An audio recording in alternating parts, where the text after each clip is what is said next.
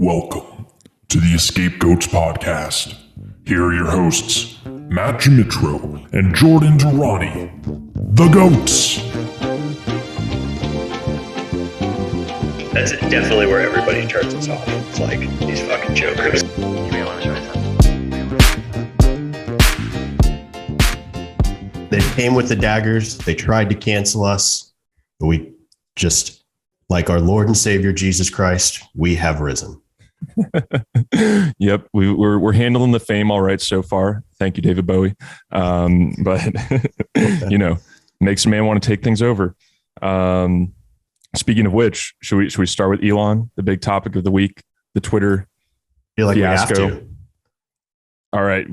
Do you want to give your initial thoughts? You can tee it up. I feel like it's been, discussed ad nauseum, particularly with the amount of dynamic changes that have happened with Elon taking the initial 9.2% stake to upsizing it with the new filing to now wanting to take over the entire company and take private to that maybe now falling out of the cards. Would welcome your overview. Yeah. So just for the audience, Elon Musk said he was going to join the board of Twitter. Pulled that one right out from under them right when he was about to join and just said, never mind. Decided to make a hostile takeover attempt for the company. Like you said, offering to buy all of it. And the board responded, as you would expect for a hostile takeover that they did not see coming at all. They adopted this thing called a poison pill provision, which essentially lets them sell shares at half the value to other shareholders who aren't acquiring more than 14.9% of the company. So this should, in theory, make it super expensive for him to acquire the whole company because he'd have to spend twice as much for every share that he buys over 15%. Now, I think that what's going to end up happening here is that Elon's going to come in with another offer where he brings in a partner like Thoma Bravo or Silver Lake or KKR, some private equity fund or some large asset manager, and they're going to do a tender offer, which means that they're going to put it up to a vote for the shareholders, essentially. And so doing that, that's going to create, this whole populist question. I myself, just as a full disclaimer, bought a good stake of Twitter on Thursday, and I'm looking forward to voting for the Techno King as whenever that vote comes up. But the real interesting thing about this whole thing to me has just been the media reaction that went crazy. We had pretty much a terrorist attack in Brooklyn on last Sunday or Monday, and the media could not they didn't want to talk about anything except for Elon Musk trying to acquire Twitter and how that would stifle their influence. What are your thoughts on what this would mean for I guess politics in the United States, democracy, free speech? A couple things right off the bat. First, it's clear that Twitter has fully strayed from its initial objectives of being a conduit for public voices to, use hashtags, be participatory in public dialogue on things like politics, markets, sports, kind of like the Scapegoats podcast, and has now served as a way for folks in higher positions of power to put their thumb on the scale. You see this with the cancellation of conservative voices such as Milo and others on Twitter. Not to say that those voices were necessarily ones that need to be amplified, but the big shining light is the fact that they canceled the sitting president's Twitter account. That feels like it's rife for someone like an Elon Musk type character to kind of undo the balance. Where it becomes interesting, in my view at least, is that Twitter does not seem like, a particularly strong growth prospect of a company outside of these free speech type lenses, where they've constantly been a potential M&A target. Disney was linked to them recently. They have kind of floundered vis-a-vis the S&P 500 in the past, call it 3 or 4 years. It seems, fraught outside of, political lenses that someone would want to take them private, but it certainly seems interesting. I mean, one question for you, I guess, is in a scenario where he partners with Thoma Bravo or KKR to put that tender offer out, how do decision or control rights typically work in those scenarios? Well, it would go to the shareholders as a vote. So it would be a direct, it should ideally be like a pro rata thing where each shareholder gets, a certain vote based on their proportion of the shares they own. but yeah, I mean, to what you just said, I think that the problem with saying that, there's always going to be issues with content moderation on these platforms, which is kind of like the defense that we're getting, from the side that doesn't want Elon to own this. Or the other one is just that he doesn't understand free speech, which I think is just a silly thing that people say when they themselves, haven't really thought about it all that much. So obfuscating it with complexity is probably the normal response that we've seen a lot. But the thing is, and this is kind of just the point you just made, is that the content moderation, which is really another word for censorship, has kind of been one-sided. And it seems clear to everyone. I mean, everyone knows it, right? I mean, if you look at who's actually getting banned or who's getting, timeouts on Twitter, it's not your communists who are calling to guillotine rich people, right? It's your people on the right who say things that are out of line with the consensus, that do something like, I don't know, dead naming someone. And it seems to be tilted in that way. And that's the problem here. Now, the question of whether, one man can step in and really solve all those problems, or the question of their growth prospects is also a really interesting question, in my opinion. Because if you look at the stock, what's happened to it, it's traded pretty much at the exact same, price level that it's at right now since 2013. And I mean, that to me screams, for something that should be a tech company that should be growing quickly, it screams total incompetence in the way that it's been managed. That's not to hit at Jack Dorsey. I think he kind of did the best job that he could with his, various enthusiasms.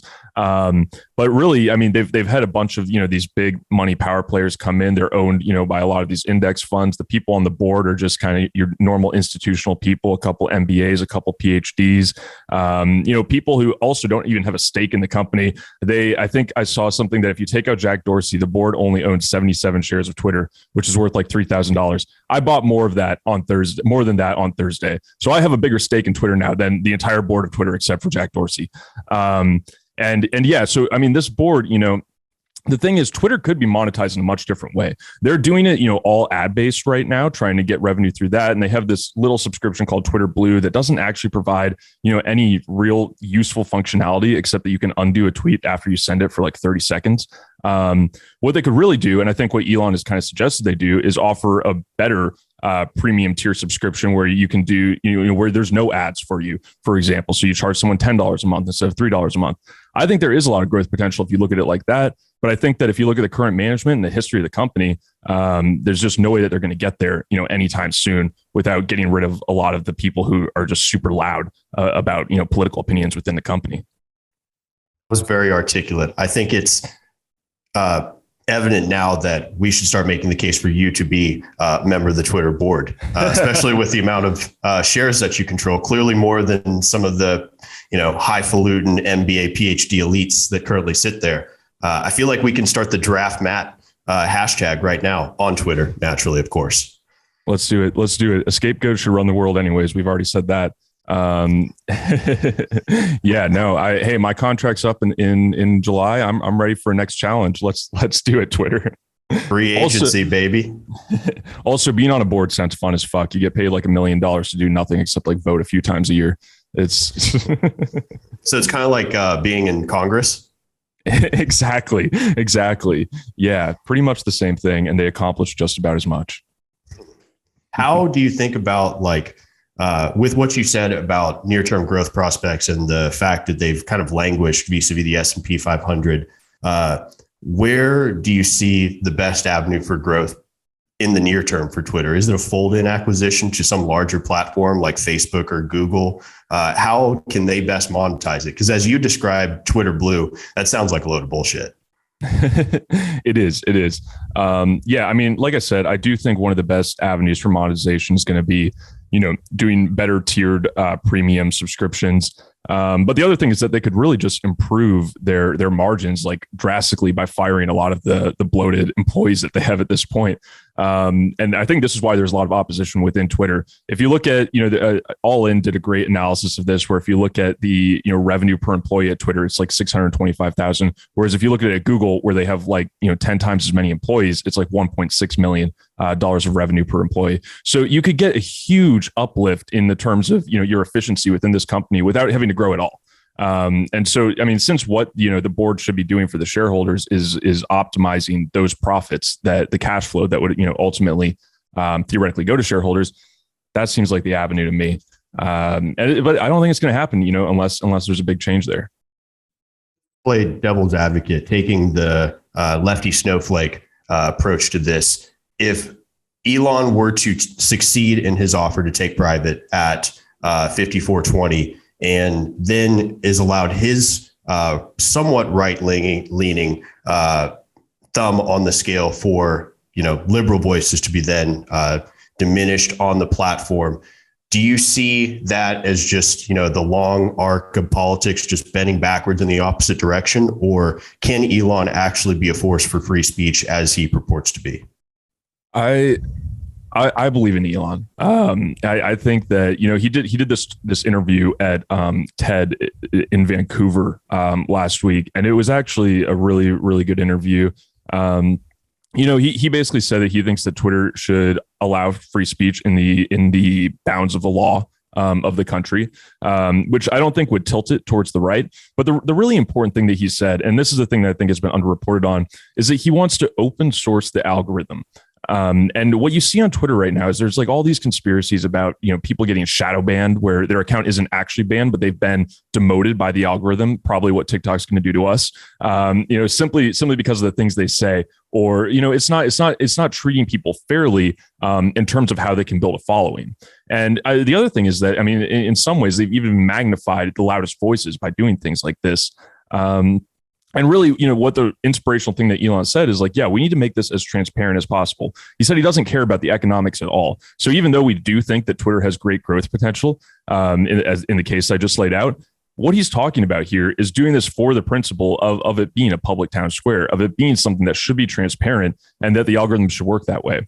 In my opinion, that's not going to lead to a more rightward shift, but it'll actually lead to having a better algorithm because you're going to have better people working on it and more efficient, people poking them to do a better job with it. And also you're just going to have more transparency in what's actually happening in the public discourse. To me, that sounds great. And I can't understand the critics who are like, oh no, or you saw Mika Brzezinski said that, MSNBC's job is to control people's minds, not Elon Musk, but it's nobody's job, right? It should be an open source thing where we say like, hey, we agree this is how the algorithm should look that allows us to communicate with each other. More generally, how do you think a guy like Elon, short of just not sleeping ever, which I'm sure he is a little sleep deprived, with being the head of Tesla, being the head of SpaceX, and now potentially being the largest shareholder, or majority shareholder of a private Twitter, how does someone like that have time to do all of those things? And what are the knock-on effects for, say, Tesla's growth potential? Yeah, it's an interesting question. I think that the way that Elon operates is that he puts really smart people in the right places, and then he selectively applies pressure to them. I don't think that he would be, so much day-to-day in Twitter, but when he saw something that he felt could be changed, or when he had an idea, he would present it to the people who are, smart enough to execute it inside the organization. So I think he'll appoint a new CEO. I think that if he wanted to do this with Parag Agrawal, who's the current CEO, he would have just taken the board seat and tried to institute change over time. But it seems like he wants to make drastic change. And so I think that's what he would do. I think he would essentially delegate it and then also be a source of idea generation for them. Green is that fucking guy, man. Like the fact that he stepped into Jack's seat after he left Twitter. I think he's like 35, 36. He comes from pedigree, like went to IIT, very clearly rose up the ranks in Twitter. But man, talk about a trial by fire. Yeah. I have no doubt that he's, a highly intelligent person, but you're taking the guy who is the CTO and putting him in the seat where there's, corporate raiders are circling like sharks in the water right now, barbarians at the gate. It's a very difficult, position for any CEO to be in, especially a first-time CEO who, like you said, is, young and whose background is more on the technical side than on the operating side. What is Elliot's role in all this? They bought a stake last year. I think it was like a 3% stake, 2.5% stake, something like that. And they pushed for changes within the company. I think they got the sense that Jack Dorsey just, wasn't very present. They probably made these same type of criticisms that Elon Musk was making, and they realized that they couldn't get them to happen, with just being a minority activist shareholder. I somewhat think that Elon might be, talking to Elliot in some sense. And maybe not Elliot. Maybe it's another player. Maybe it's Silver Lake. He has a history with them. And there's also a guy from Silver Lake who's on the board of Twitter right now. So yeah, I think there's definitely something going on behind the scenes where we're going to see multiple, private actors or multiple people in the private capital structure of the company that are going to want, to have higher returns than they've been able to get under this previous administration, the Twitter administration, that is. Given where the current holdings shake out, do you expect a Vanguard or a BlackRock to attempt to exert influence in the opposite direction here, or how do they play into this conversation? It's an interesting question because, normally Vanguard and BlackRock, they're very passive in the way that they invest and that they really wouldn't take an active role in the management of this company. But they would take votes that would be to the benefit of their shareholders. So it seems to me if you give Vanguard or BlackRock the tender offer that I think Elon will come out with this week, he tweeted "Love me tender," a reference both to Elvis and shareholder tender offers. And yeah, I think if that comes forward this week, I think they will come up with a tender offer that's a little bit higher price, just to be like, just to show that they can do it honestly. And then I think Vanguard and BlackRock will kind of have to vote for that. And even if they don't, I think Vanguard and BlackRock together own like 16% of the company.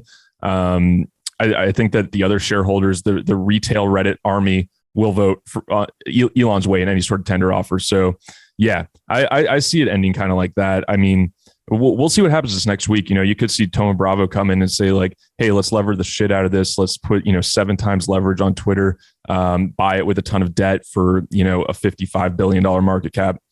It could happen. It would be a difficult deal. And I'm sure they've been working all weekend on it. Happy Easter to the Thoma Bravo associates. But yeah, I mean, it's definitely going to be something where, you're going to have to, those stakeholders are going to have to make a decision that they wouldn't normally have to make.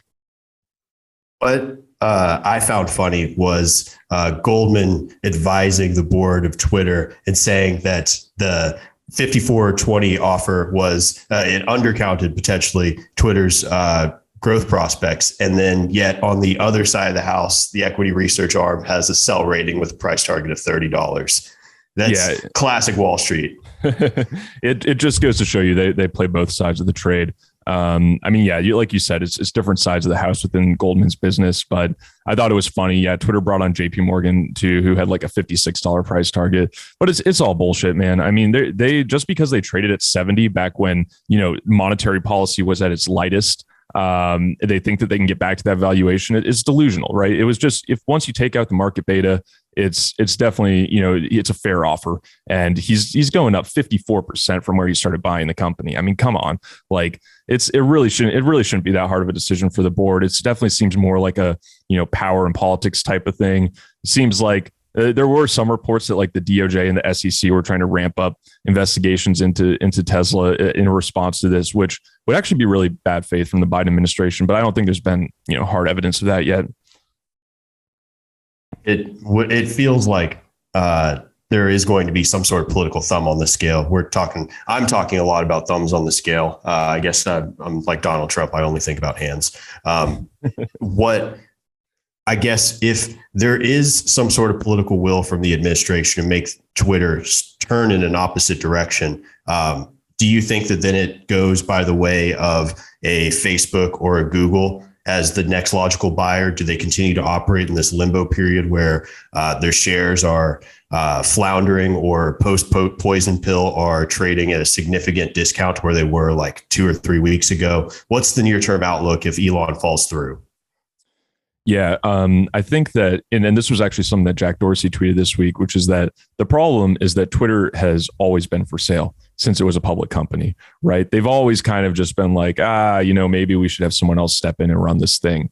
And so I think what this bid does is it does open the door for other bids to come in. And that kind of seems like the reason why they actually adopted the poison pill in the first place, is so they could buy time for themselves, and say like, hey, is there any other bidder, who would want more for this asset? Now, I don't think Disney can do it. I think that would be I think that's kind of like a right-wing conspiracy because Disney is currently being boycotted by the right wing. So it's just kind of like a funny, like, like Disney's our enemy, sort of thing. But I do think that you could see Google come in because Google doesn't really have a social media arm, so to say at this point. And they could probably, and they're also one of the companies that could actually make, a really high bid for it because they just print cash all the time. I don't think Facebook could pass antitrust. I don't think that, I don't think ByteDance could. Like, that'd be fucking nuts if we gave it to the Chinese. So yeah, I think that it's probably, there might be another bid or two. I think it's kind of hard to see Google, really doing it when they're already facing a ton of antitrust stuff around their search practices. And I wouldn't want Google to run the business, right? Because it would be more of the same, right? Like, even though Google is a much more efficient and better run organization, it's the same type of institutional control over it that would lead to just, content moderation that ends up, saying that it's both sided, but really, it's not. And the slant is there. Exactly. Especially with how Google has quote unquote content moderated on YouTube, the Trump type videos getting taken down, not pushed in the next in queue type algorithm. They don't seem like a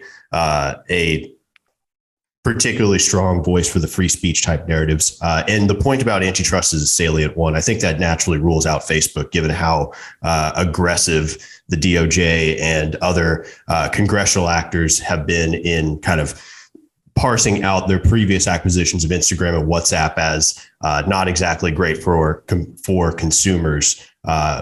Depending on whether or not you actually agree with that conclusion is a different point entirely. But that I think precludes them from making an acquisition of Twitter for sure. Yeah. And I do think, the administration is scared. But yeah, man, it's definitely a really interesting situation because it'll change the dynamics in politics. It'll change like the suppression of certain things that, really have been suppressed quite a bit, especially since Jack Dorsey left last year. In my opinion, the reason that Elon is really doing this is because things actually did change when Dorsey left. And, there was more content moderation, aka censorship going on.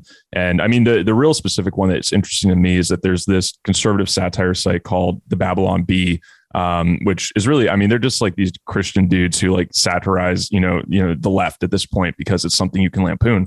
And they got banned because they, posted a video with the trans woman who's like the assistant health secretary in the Biden administration, who they posted a clip of her and were like, this is the man of the year. And Twitter banned them.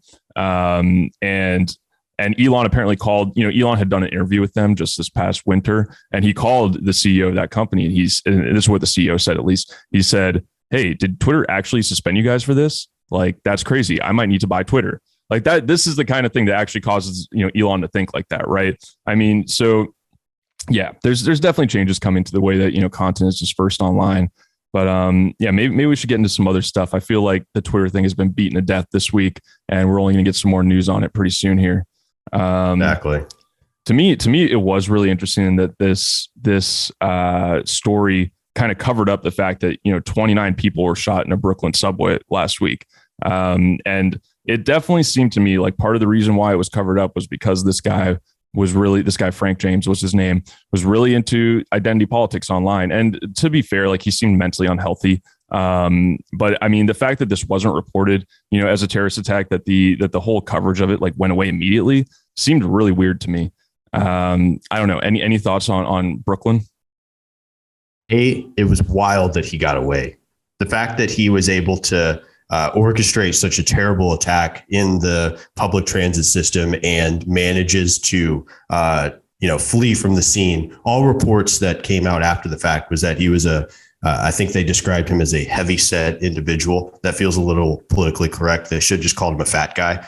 That's the ground that I'll stake out. But more generally with this, the previous attack that happened in, I think it was somewhere in Midtown Manhattan, where the Asian woman was pushed in front of the train by a transient person. Would you consistently ride the MTA in New York with all this going on? I don't think so. I was just talking to a buddy of mine from New York, and he said, like, yeah, it's gotten scary. And in fact, the way that he described it to me is that it used to be that, the shady areas of the neighborhood were not anywhere near like the residential areas, where a lot of people, or of Manhattan at least, where people were living. But it's changed now where that, everywhere is starting to feel a little bit shadier there. And the subway in particular is a scary place. I mean, I just hate the idea of being locked underground with, a bunch of strangers like that at this point. It seems like COVID has kind of, has changed my thinking on being in crowds of people. And yeah, I mean, that's something I would certainly avoid. I don't know. What do you think it's safe? Wouldn't do it with any sort of regularity, particularly with the amount of, even before this, where, gropings, random just acts of violence, the fact that you get on a train and think it's going to be a placid time for you to listen to an audiobook or the Escape Goats podcast, and you get the announcement from some random dudes who start to do gymnastics up and down the train cart.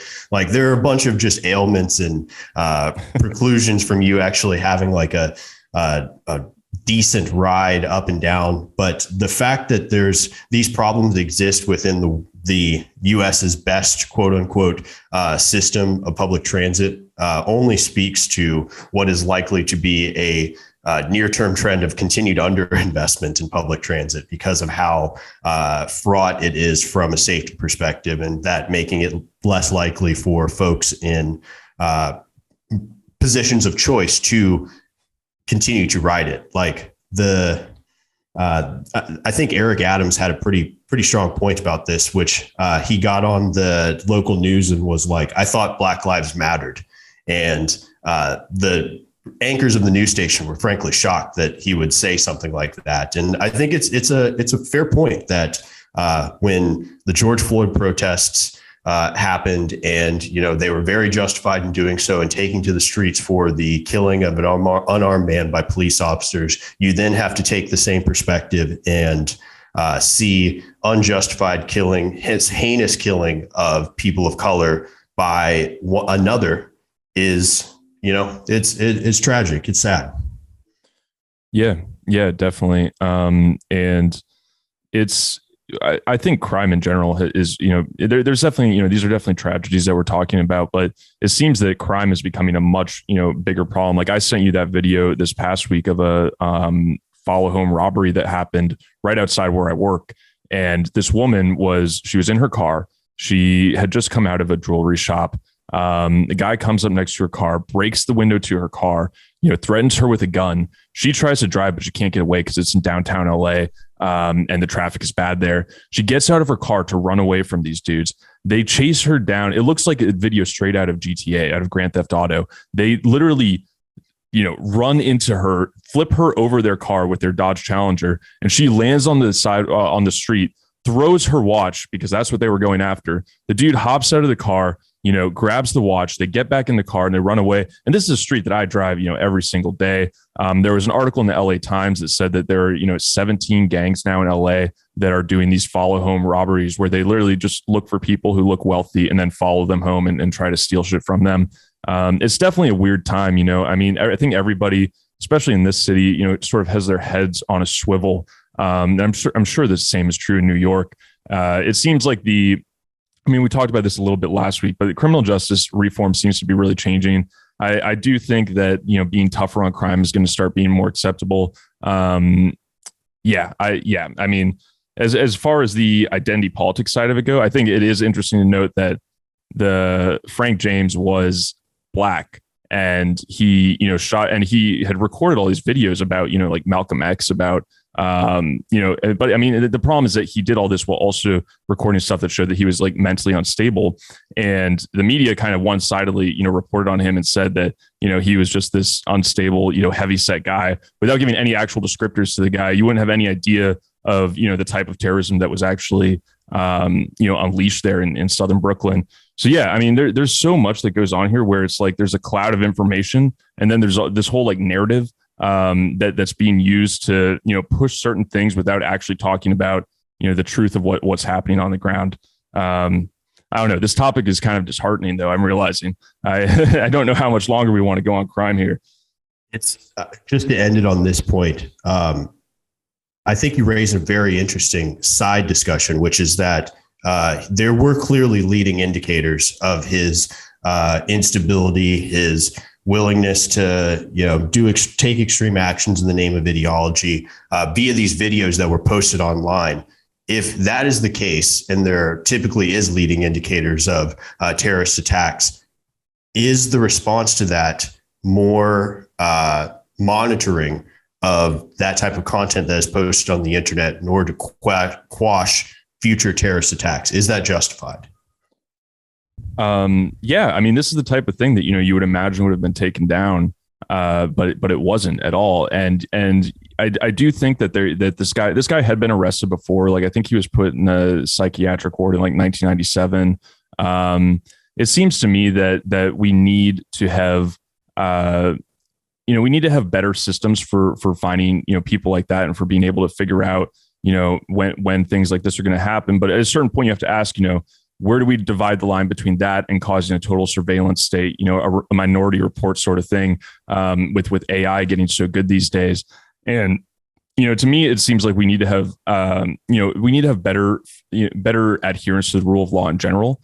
And that requires us to stop, allowing for impunity when people create, when people do petty crimes, right? Like right now in LA and in San Francisco, you can steal up to $900 from a Walgreens and just walk out, and they won't try you. You won't get convicted of anything. It's, even though it is a misdemeanor, you won't get charged because they think that is the way to go with criminal justice right now.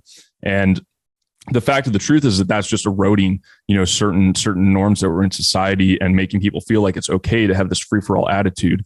But when it comes to having content like that, where it's explicitly violent, where it's definitely based on a radical ideology, I think you do need to be able to moderate stuff like that. And I think that stuff like that is also, outside the bounds of the law. Now, I'm guessing that this guy probably got like 5 views max on any of these videos that he posted, right? Like, so this is the problem here. It's like, you can moderate stuff to a certain extent, but you're not gonna be able to moderate it if you know that this guy is like, not being listened to by anyone, right? And so it probably just went under the radar. I know that YouTube took it down afterwards, but yeah, it's definitely, the type of thing that we don't need more of. Frank James, total loser. Didn't do anywhere near the numbers the Scapegoats podcast does. Total loser. Yeah. But yeah, let's move on to something a little more cheerful. The war in Ukraine. The week started off with reports of chemical weapons being used in Ukraine. These were reports that were apparently touted by the Azov battalion, which I believe is neo-Nazi. But anyways, I don't think they were confirmed by anyone yet. But then later on in the week, we had Biden call this, what is happening, what Putin is doing in Ukraine, a genocide, which to me, it was kind of like coded language for saying like, hey, this is definitely a war crime. And it doesn't seem like he, it seems, firstly, it seeare escalatory to me. And secondly, it seems like it's not the definition of genocide, where you would think more about, an ethnic people being taken out. Where are you at with the war? And then the other thing that happened is that Finland and Sweden are advancing their NATO applications, which has provoked Putin to, say that he's, redeploying some nuclear forces. What do you think of the escalation that's going on there? Again, it sounds like we're spending Easter Sunday just talking through sadness, but it's clearly tragic.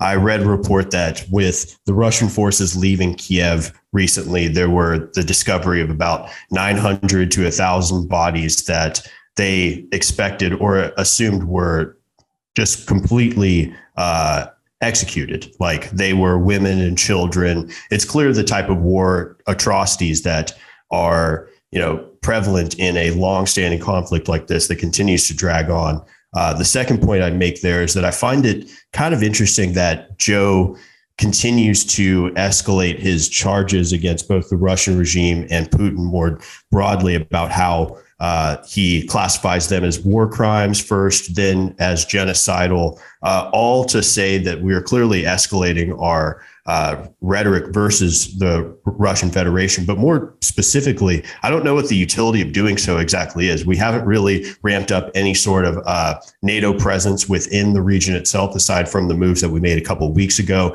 And we're also not party to the Rome Statute. We don't have some sort of criminal court backing that allows us to go forward with some of these claims that we are making against Russia. So in effect, they are kind of vacuous. They just serve to further divide us and put us on the path to a broader conflict with Russia without really, getting us to any sort of ceasefire or limited type conflict parameters. Yeah. Noam Chomsky, of all people, had an interesting interview in Current Affairs this past week where he said that, what we're doing here is we're fighting the Russians to eat to the last Ukrainian available, right? Essentially, that what we're doing here is we're trying to drain Russia through arming Ukraine, essentially trying to prolong the conflict, trying to get Russia to use their resources in Ukraine. Now, I don't necessarily don't agree with Chomsky, but it's interesting to see that the war is going on, and part of the reason why it's continuing to get dragged on is because we are supplying them with a lot of ammo, with a lot of weapons that they didn't have before. And I mean, I do agree that you have to do this stuff when one country is invading another, and when they're committing atrocities, like you just mentioned in Bucha, or in Kiev, but. The question is still, pretty interesting here, which is, are we getting drawn into a conflict? And at what point does a proxy war start becoming an actual war? I think at a certain point, if we continue to escalate, if you have Finland and Sweden become very militarized in this way, we're going to see, more and more drastic attacks coming out of Putin. It seemed like this week, right, when everybody thought that, hey, maybe he's going just for the Donbass, or just for these regions in eastern Ukraine, they flipped it around and started, actually bombing more in Kiev. It seems to me like Putin has no qualms at all with having a protracted conflict here, with just, waiting these people out, continuing to hit them with their, immense firepower that they have saved up. And I think at a certain point, you have to ask the question, how do we save the most lives in a conflict like this? And I do also wonder if for some of this week they came out and they said that the peace talks have stalled. Both Ukraine and Russia said that. I do wonder, to what percentage should we attribute, sanctions to those talks stalling, right? Because you would imagine that Putin wants to have sanctions rolled back in any situation where he's agreeing to a ceasefire. But I don't think anybody in Europe or the United States is agreeing to stop this. In fact, they're intensifying it. They're saying, yeah, we're going to not buy oil from Russia, or we're going to, stop natural gas. Natural gas hit a 7 handle this week, which is pretty high. And so, yeah, to me, it seems like, there's definitely something going on there where the West is propagating the conflict in some ways. I think you do have to do it, but there's got to be a line that should be drawn. How many arrows are left in the quiver with regard to sanctions? Like with quote unquote the mother of all sanctions that Joe has. I could keep on referring him to Joe like we're on a buddy term. That he's put out versus the Russian regime. How many of these are left at our disposal to continue to use as the stick in the carrot stick type dualism for Russia to continue to cooperate? And furthermore, 2 particular things scare me about the Russian conflict this week. Number one, they've said for now the second or third time that they consider U.S. shipments to Ukraine as legitimate military targets. And that feels like a natural conduit for us to get involved in the war, as if that one of those things gets blown up. And second, Zelensky and also senior Biden defense officials have now started to talk about the prospect of low yield nuclear weapons being used in Ukraine. And given how spot on our intel has been on the conflict, with predating the invasion to the possible use of chemical weapons to now talking about low yield nuclear weapons, could this be the week where we see something like that occur? It definitely could. Yeah. I think that the escalation has definitely been there. I think it's really interesting what you just said about the fact that they've actually commented on those type of nuclear weapons being used. I think it could happen. I don't know what kind of a response we have to that, though. It's not like we're going to, throw a nuke at Moscow, right? You have to think about, what are the US's options there other than just going full scale, getting involved in this conflict, saying, we're going to use all the drones at our disposal and just go into Ukraine and try to put an end to this. It definitely seems like we're sort of rolling down that path, and it would definitely be a very, very, very tragic thing to happen. But we'll see what happens, because there's other pressures that are going on in the world. And we talked about this a little bit last week, but this food scarcity thing is becoming, a much bigger problem as time goes on. And Putin had some pretty chilling comments about it this week, where he said, look, more countries are going to start having food scarcity. There's going to be lower yields. Fertilizer prices have gone way up. What's going to happen is that people who are in countries with less food security are going to start migrating to countries where there's more food security. And then we saw the same week, we saw Sri Lanka default on their debt because they said that they were going to prioritize paying for food for their people instead of paying back their debts that they had. Which I believe, in the spirit of ESG, international creditors should allow now, right? There's not a moral hazard there for paying back that debt. But we are going to see, some waves of migration start to happen because of this. And that's going to cause, a whole new type of pressure, especially on Europe, where they've already had issues with having a ton of refugees come in, and they've had, various forms of xenophobia prop up throughout Europe. I think what we're going to see is that Europe's going to become a pressure cooker. And a lot of these issues where there's, food shortages, between higher energy prices, and between new migrants coming, it's not looking good for the types of psychological phenomena that could pop up on the European continent as we go forward. A fourth thing, it feels like if Marine Le Pen were to take over in France, with her initial promises being that she will exit the EU, that feels like that is the key catalyst for Europe's complete degradation, with migrant crisis, with war on their borders, with the mainstay ties that keep all the countries together fracturing at the whim. The EU literally becomes Germany and a bunch of other countries that they underwrite economic quote unquote prosperity for. It feels like a challenge to see how that all gets resolved in the near term. The near-term prospects for European growth, particularly with how hard they're going to get hit with the economic effects of this prolonged conflict in Ukraine vis-a-vis the U.S., it doesn't bode well. Doesn't bode well at all. Yeah.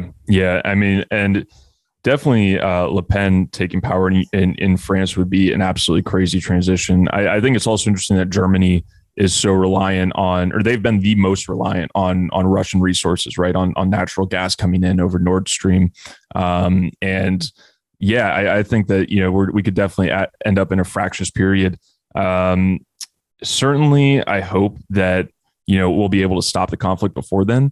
But it seems to me like the changes that are happening in Europe could intensify quite a bit, especially if France leaves the EU. That would be a pretty wild dissolution of because the whole EU is pretty much just uniting, France and Germany, right? At this point, like they're the biggest players there. Maybe Italy too.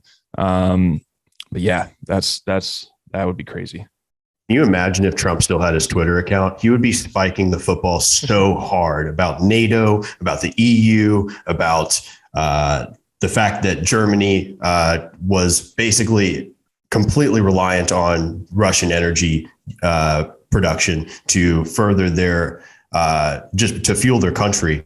He would be going off right now. And which, by the way, these were things that he all commented on before during his term in office. He was very critical of the Germans and of the EU and of NATO, right? Like he kind of pointed out a lot of this stuff as vulnerabilities that they had.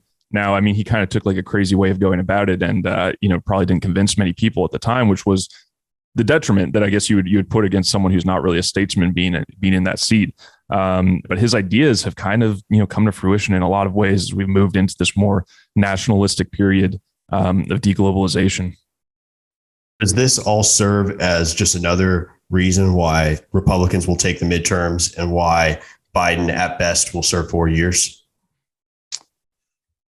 Short answer, yes. I think definitely. I think. Look, we have so many different trends that are going on domestically that point to, the Republicans taking the midterms. Like we just talked about all this stuff with crime. And I mean, that's one thing where I think that, the Republicans definitely have a great chance in the midterms, not to mention the inflation, not to mention, the economy deteriorating or the economy starting to slow down as the Fed raises rates, and people push back on these price increases. We're going to see all of that happen.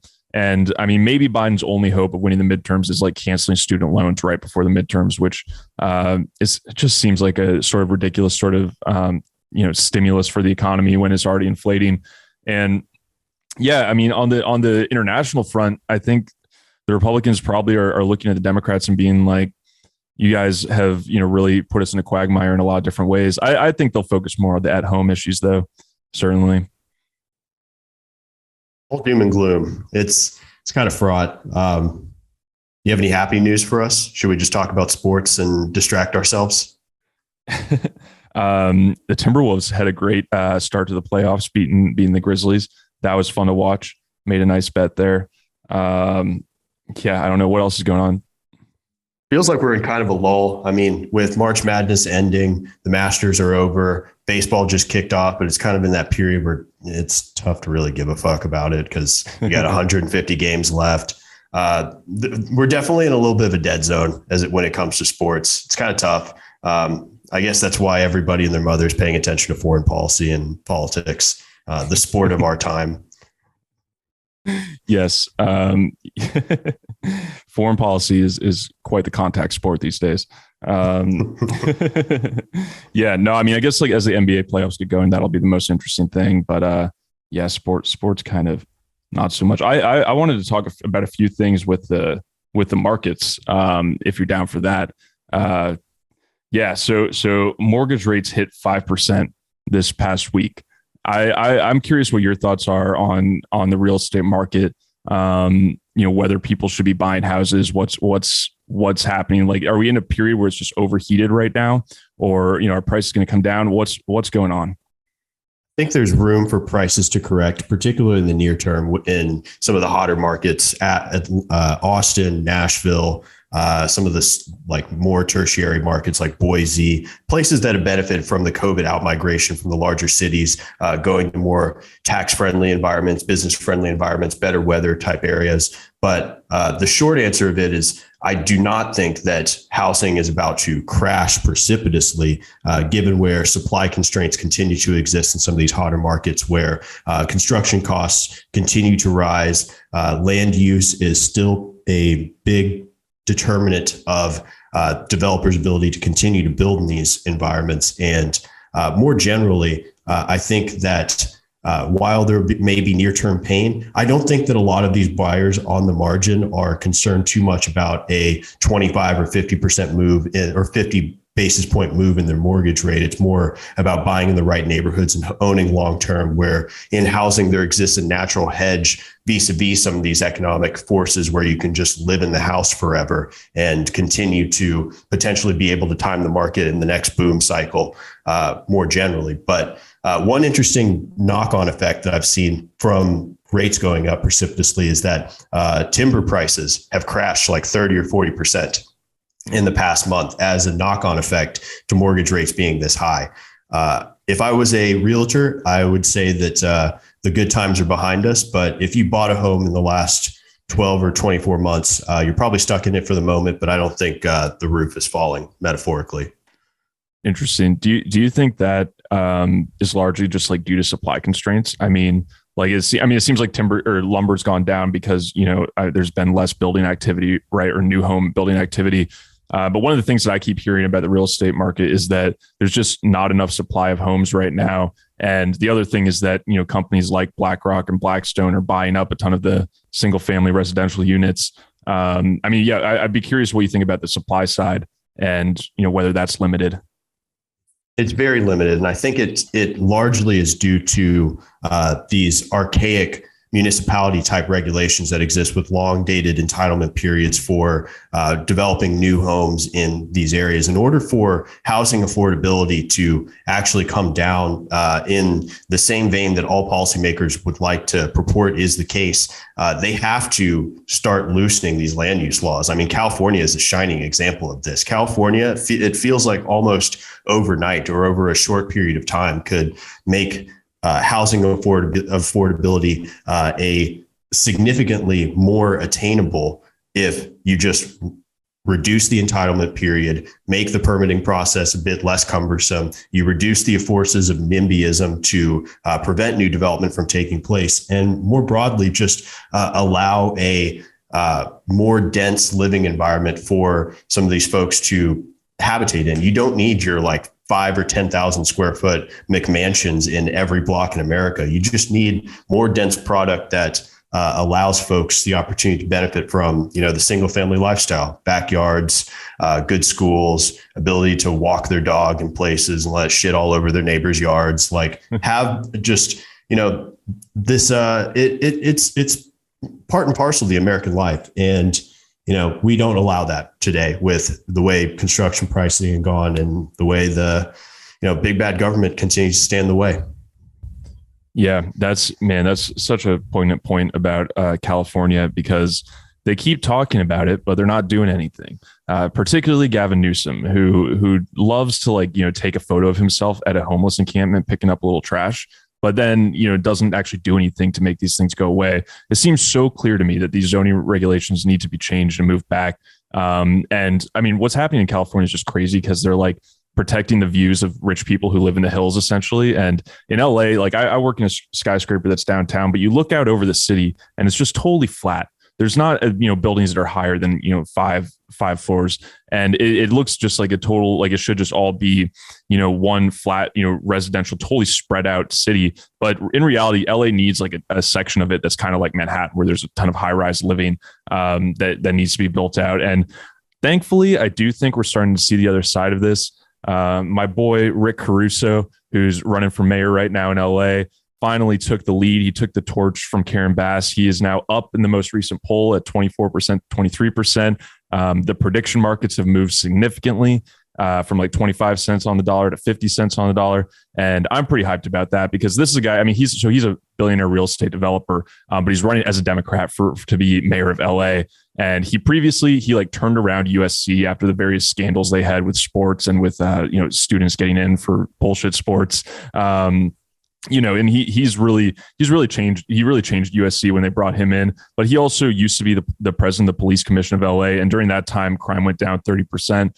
But his big platform point is about homelessness, and is essentially saying look, we need to change to a system where we actually shelter these people, where we build new shelters, and we need to roll back all these NIMBY, like you said, not in my backyard provisions, where they're stopping people from building simply because they want to protect views and stuff like that. So I'm pretty hyped. I think if he wins, then LA is definitely going to be, a better place to live. And yeah, we need out Slick Rick. Putting up buildings that look like dicks. The California point is super salient. It literally takes 5+ years to go through the entitlement process. And if you're on an IRR clock, that is the most prohibitive time horizon possible. Not to mention the fact that materials cost, and you have Karens, not necessarily Karen Bass, but Karens more generally, coming to your public hearings and shitting all over your project because it's going to bring more traffic, as if the incremental development is going to be the make or break on traffic in Los Angeles. So yeah, the traffic's already fucked, man. That's not changing. Talk about a place where public transit has failed. LA might be the number one example. Everyone drives here. There's a few buses and a few trains, but nobody uses them. Let's see. Speaking of transit, I saw an article this week that Walmart is now paying teens $110,000 a year to be truckers. That's how the economy is changing these days. If you have a teenager, would you rather them go make that same salary at an investment bank, or just chill out and truck a little bit? We may have to bleep this, but how autistic are they? Because there's an answer. It's kind of a gradient. If they're really autistic, maybe they should go the investment banking route. If they're only kind of autistic, probably become a trucker. But if they're not autistic at all, investment banking. Somewhere in there, you learn to code too. I don't know. That's wild, though. I hadn't heard that statistic, but It feels like they're front loading the pay because they know in like 5 or 6 years that job's going to be completely obsolete. I think so too. I think they definitely know that. But also the shipping congestion is just so big right now, right? Like all the ports are backed up, especially in LA where we haven't done any automation to our ports like we should. But also just, shipping via truck has become super, hard to do as there's been way more trucks going around, like, delivering Amazon packages and such. And so they need more people to do it right now. I don't think it's a great long-term job prospect, but hey, if you can make $110,000 a year just like listening to audiobooks and podcasts all day, it might be a useful, a good use of time, right? As far as personal development goes. Seriously, if you have the optionality between going to a like mid-major type college versus going into trucking and learning to code or picking up a part-time remote job that you can do on the side after your trucking gig is completed. Although I heard those folks take long hour days, maybe they just need a lot more Adderall and meth to get them through the day. But like if you have that sense of optionality, I have no idea why you choose to go to, I don't know, Texas Tech or Texas State. Shout out Texas Tech, shout out Texas State. Yeah. I agree. I mean, I think you got to look at the upside for some of these things. And yeah, I mean, I don't know. I guess you're really probably not meeting that great of a network of people if you're trucking all the time. But hey, you can listen to a lot of scapegoats. And I mean, that's what you should really be doing with your time anyways. Fucking a lot of truck stop lizards. Yep. Taking those gas station dick pills. Scapegoats, sponsored by gas station dick pills. Coming soon. Oh man. Yeah, let's see. There was actually also a bunch of interesting economic data that came out this week. I know you have to go in a sec, but real quick, we'll just say CPI came in at 8.5%. That's the consumer price index increase. PPI was up 2%. That's the purchaser pricing index. And then the retail spending was also kind of lackluster. And the other thing that was interesting is that Bloomberg did a poll where they said that 84% of respondents in the United States see themselves cutting back on spending, which definitely seems like, economic slowdown is on the horizon here. That demand destruction for prices continue to increase, or is that the sentiment front loading economic prospects more generally, where the expectations of a recession lead to consumers tightening their belt and ultimately putting us in this low growth, no growth, negative growth environment? Yeah, I think it's a little bit of both. Certainly, it seems like pushback against some of this, especially with gas prices being so high. But I do think that the consumer is starting to slow down. Like consumer credit has exploded.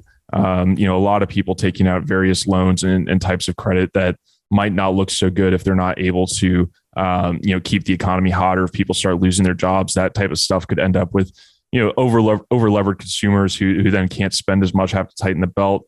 It was interesting. There were also bank earnings this week, and they came out they beat the street estimates. They always do this, right? Because they are the street. They make their own estimates for themselves. So they always beat their own estimates. But it's interesting because, the thing you see is that like deal volumes are down like at least 50% year over year, where there's just not people coming to the equity. There's no new IPOs. There's no new debt deals going on right now, or there's very few.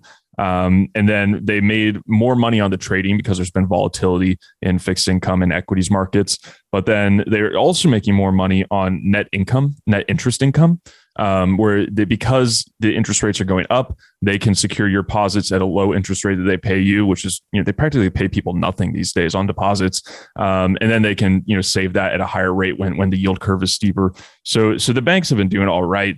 But it definitely seems like they were sort of foreshadowing like, hey, like, there's probably a slowdown coming here. Like deals are not going to be happening as much in the back half of this year.